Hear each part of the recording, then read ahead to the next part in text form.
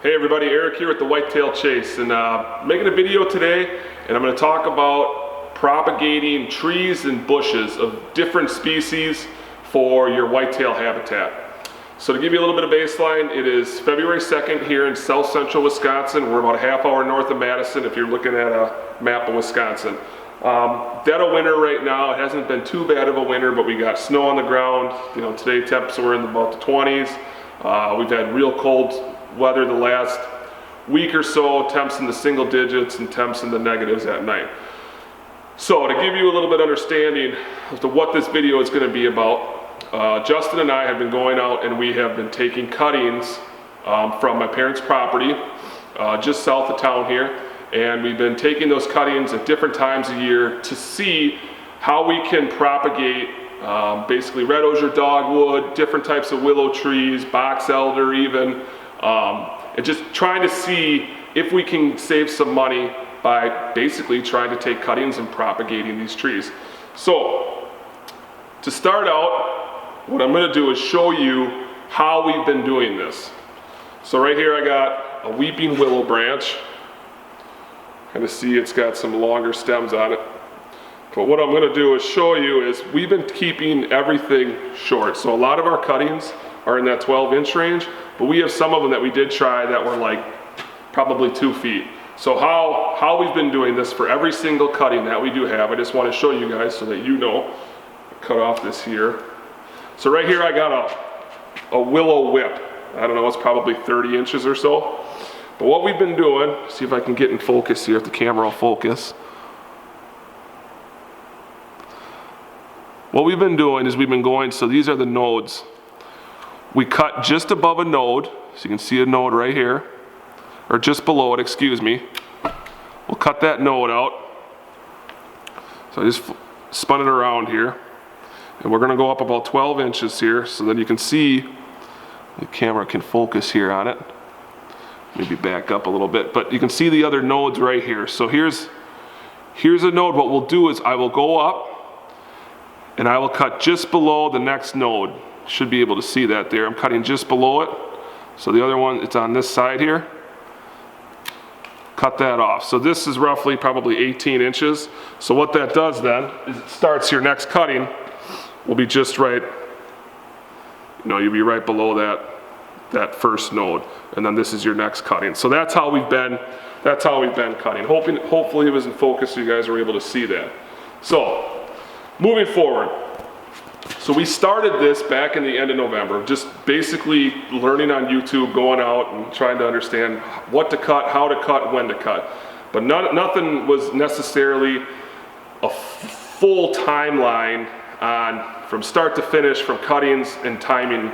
And what I wanted to do, and Justin wanted to do, is we wanted to figure out when here in Wisconsin was the best time to start our cuttings. When can we get the most bang for our buck to get these things started? And how can we get as many growing months on them as possible? So we started back in the end of November. We took cuttings from box elder, red osier dogwood, and the coyote/sandbar willow.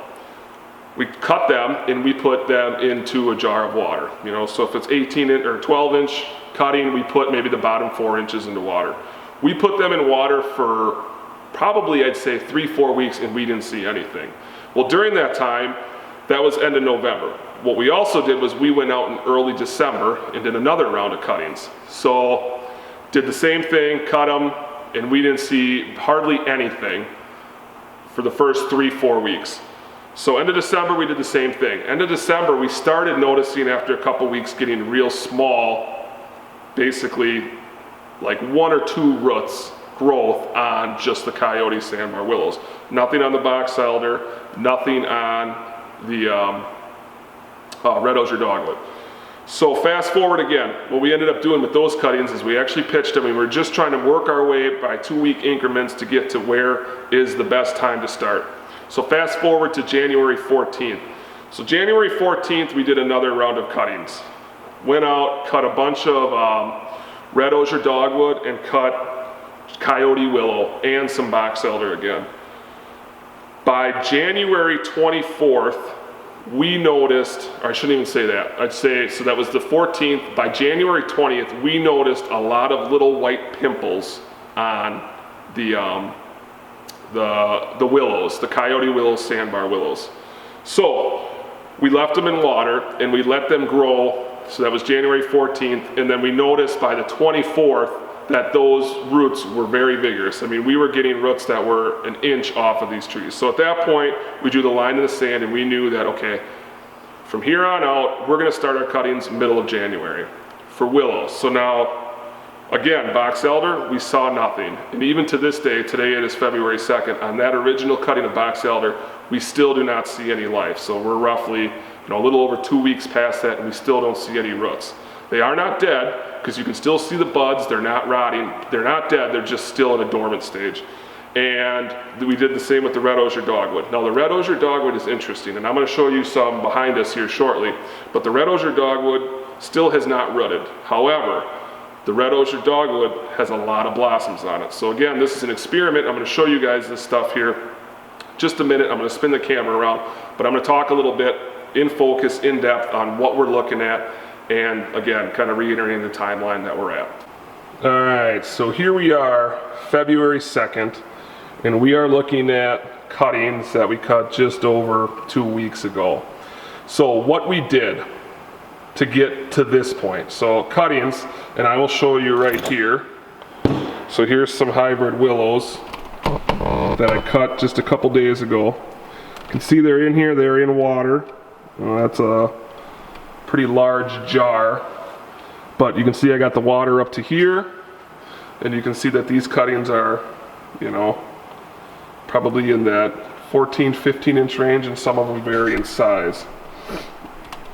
So that's what happened. Actually, what these went into was a smaller jar like this. Just a real little guy, and you can see I got some hybrid willows in this one too. So within a few days, we started to notice root growth on them. I'm going to show you now on a different twig basically what it looked like. So this is what we started noticing within a week on these trees right behind it, these coyote willows. We started noticing these little roots. You can see right here these little white specks. Those are the roots just starting to come. So what we did at that point was we took them out of water and we put them into just a sand. It was just straight sand, and we would just water the sand. Within that time,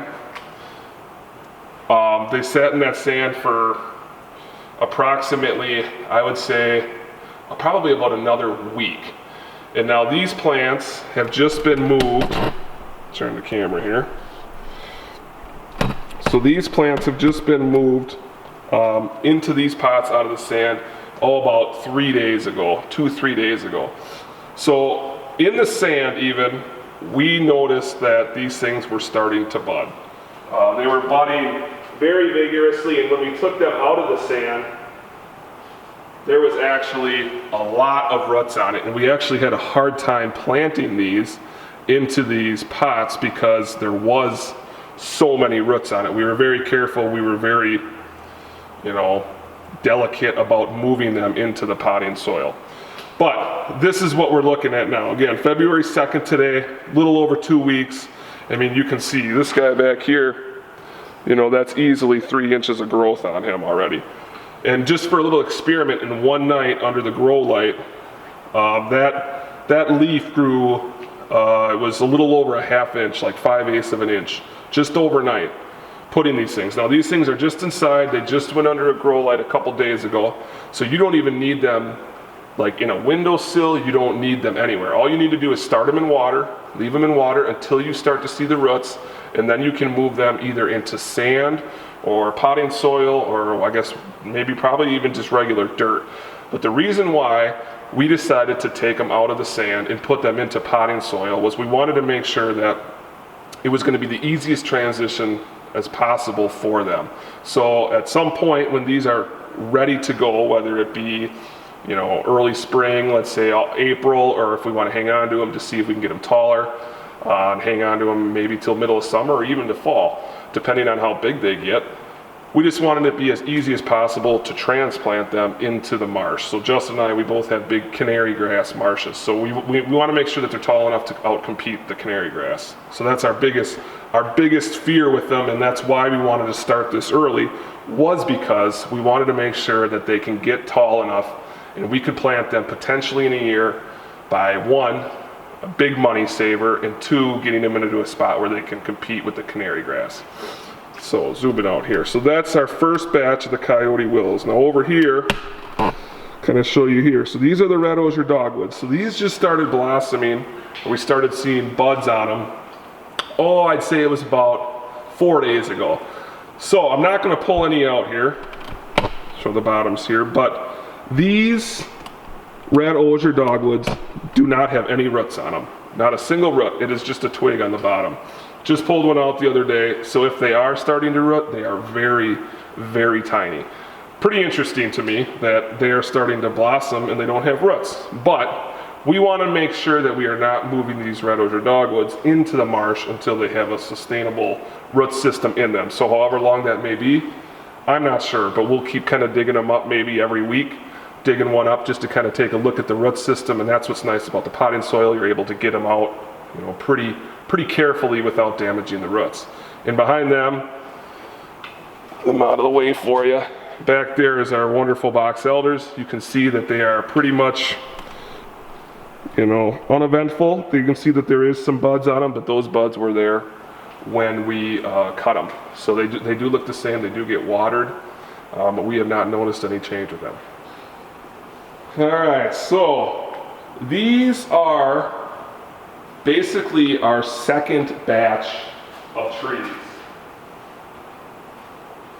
So what these are is, you're looking at on the back side there, the back 2.5 rows, we're looking at hybrid willows. So I have one hybrid willow up by my parents' place. I planted roughly 3-4 years ago, and that tree is close to 20 feet tall. So I was able to get a ladder, and I did all sorts of cuttings off of it. And those cuttings were on January 23rd. So roughly, you know, a little over a week ago. So what we noticed was those went into water right away on the 23rd. And I cut them. By the time I cut them and I got them cut down to that, you know, 12 to 18 inch mark, I'd say it was probably an hour from the time they got ripped off the tree to when they were in water already. So those were in water till it was January 29th. So by January 29th, so we're looking at like 6 days, we started to see a lot of little white spots on them. Kind of what I showed you earlier of the roots starting. I mean, each one had, I mean, literally 15 to 20 of them little white dots on them where you knew roots were going to come. So what we did is we made the decision that we are going to pull those out. Here, I can maybe zoom in on them here for you. So that would be like these back here. So what we did was decided to pull those out of the water and stick them into these pots. We have roughly, some of them have 4 in a pot, some of them have more, but these, we are using literally everything. You see there's some larger sticks in there, there are some smaller ones, you know, there's some of them that are literally the width of a toothpick, but we took everything and we put them in there. So we move them in there, into the pots, these get watered. So what we noticed, we would assume that the roots are still growing. We have not pulled one out. I suppose I could pull one out for you guys. Let's take a look here.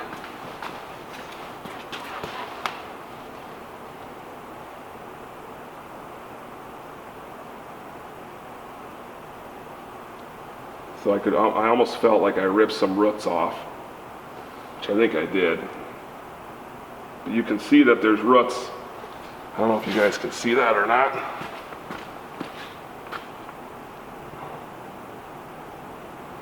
It's so hard to get this camera to focus. Maybe if I turn to manual focus here. There. So this is the hybrid willow I just pulled out. See, there's a little root there. So today, February 2nd, And I know I was pulling roots off as I was pulling it out. I could feel it. You could see that little white one there towards the bottom. I'm sure that that was a longer root. You can see there's almost 3 there, kind of center of the screen.